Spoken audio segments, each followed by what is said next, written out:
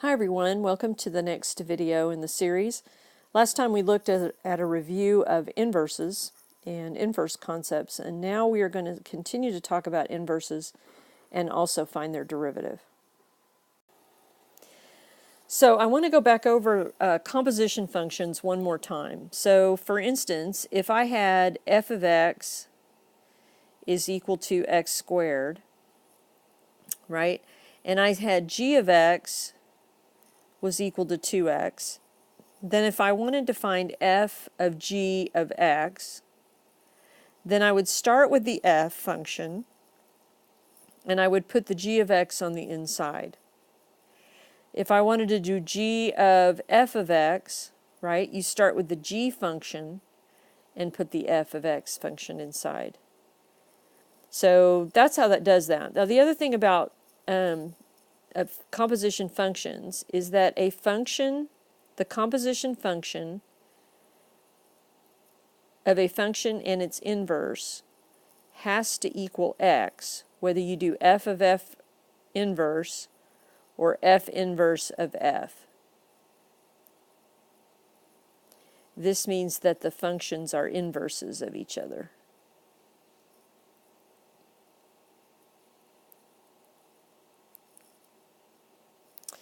So if you had f of g of x, and then you wanted to put in, like, say, g of 1, right? So g of 1 is 4, then this whole thing here would be g of 1 would be 4, and then you would find f of 4. So we're going to be using that to find the derivative of inverse functions. And so we have to kind of keep in mind what we're saying. So if we say f of 0 equals 1, then f inverse of 1 equals 0. And I talked about that in the last video just briefly, and we're going to use it in this one.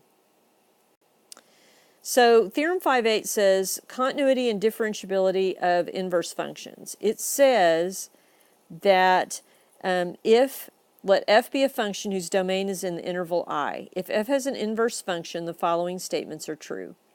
If f is continuous on its domain, then f inverse is continuous in its domain. If f is increasing on its domain, then f inverse is increasing on its domain. If f is decreasing, then f inverse is also decreasing. And if f is differentiable on an interval containing c and f prime of c, and it does not equal 0, then f inverse is differentiable at f equals c, at f of c, sorry. All right, and then here, let f be a function that is differentiable on interval I. If f has an inverse function g, then g is differentiable at any x for which f prime of g of x does not equal 0. And g prime of x, the derivative of the inverse, that's what this says, is equal to 1 over the composition function f prime g of x. And remember that g of x is the inverse function. All right? And another thing to remember that's important is that the graphs of inverses have reciprocal slopes. So if one is 1/2, the other is 2. Okay? Okay, so here's an example of what we're doing. Our function is f of x equals x squared, and we want to find the derivative of f inverse of x at x equals 9. Okay, so what it's really asking here, it says when you're asked to find the derivative at a value of x, what they're really asking you for is the derivative of the inverse of the function at the value that corresponds to f of x equals 9. Because remember that if you're looking for this value, what this value is actually the y value of the function. So what we would do is we would set f of x, which is x squared, equal to 9, and then we would get two answers, plus or minus 3. And we could pick either. Generally, they'll just pick the positive one, because you're trying to find not the derivative, but a derivative, and there could be more than one. So if I find x is 3, what I have found is that f of 3 is equal to 9, but f inverse of 9 is equal to 3. So I'm going to take the derivative of x, and I get 2x. And then in order to find the derivative of f inverse, I'm going to take 1 over the inverse, and then I'm going to evaluate it at x equals 3.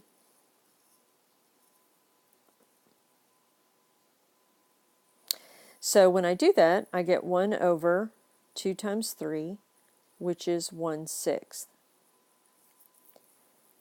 So that would be the derivative of f inverse at x equals 9. That would be 1/6. So I would write that would be equal to f prime of x. Now you could come about this in a slightly different way. You could still be looking for f inverse of x, right? You could still be trying to find the derivative. Only this time, f of x equals x squared. That would be, if I go ahead and find the inverse, right? Just rewrite it with that. Switch x and y. And then y would be y inverse, that would be the inverse function, would be plus or minus the square root of x, right? So that f inverse of x would equal the square root of x. We'll pick one of those again, because it could be the derivative or it could be a derivative. All right, so if I find because what I'm trying to find is the derivative of the inverse, right? If this is g of x, what I'm looking for is g prime of x, the derivative. So, all right, so let's find the derivative of this. First, I'm going to rewrite it. This will be x to the 1/2. Well, the derivative of that, and that's why they call it g of x instead of f inverse of x, because it gets confusing here if you've got negative and then a prime and then da-da-da, right? So that's going to be 1/2 x to the negative 1/2, or in other words, 1 over 2 square root of x. And we remember from the previous screen that we said we were looking for that at x equals 9. So if you put x equals 9 in here, then you end up with 1 over 2 square root of 9, which is 1 over 2 times 3, which is, guess what? 1/6. So you can find it this way as well. Now we're going to use the formula, but I wanted you to see what we're finding here. If we find the inverse, we take the derivative of the inverse, we substitute the given value, we're going to get the same thing as we did on the previous screen. Okay, so on this one, here's another problem, an example pretty much like what you're going to find. G, if you'll remember that g of x is the same thing as f inverse. So g of x is going to be equal to the inverse function, can't get this to right, of x, right? That's what g of x is. So if g of 1 is 0, then find g prime of 1. G prime of 1. Okay, so the first thing that we want to do here, if we know that g of 1 is 0, then we know that f of 0 is 1. All right, so the first thing we want to do is take the derivative of the function, which is 2 minus sine x. Okay, and so then we're going to, remember this function, we're going to write 1 over 2 minus sine x. And then we're going to evaluate that, right? We're going to put g of x in there. Well, what is g of x? G of x is 0. So we're going to evaluate this at x equals 0. And so this is going to be 1 over 2 minus sine of 0, which is 0. And so that's going to be 1/2. And so what did we find? We found g prime of 1.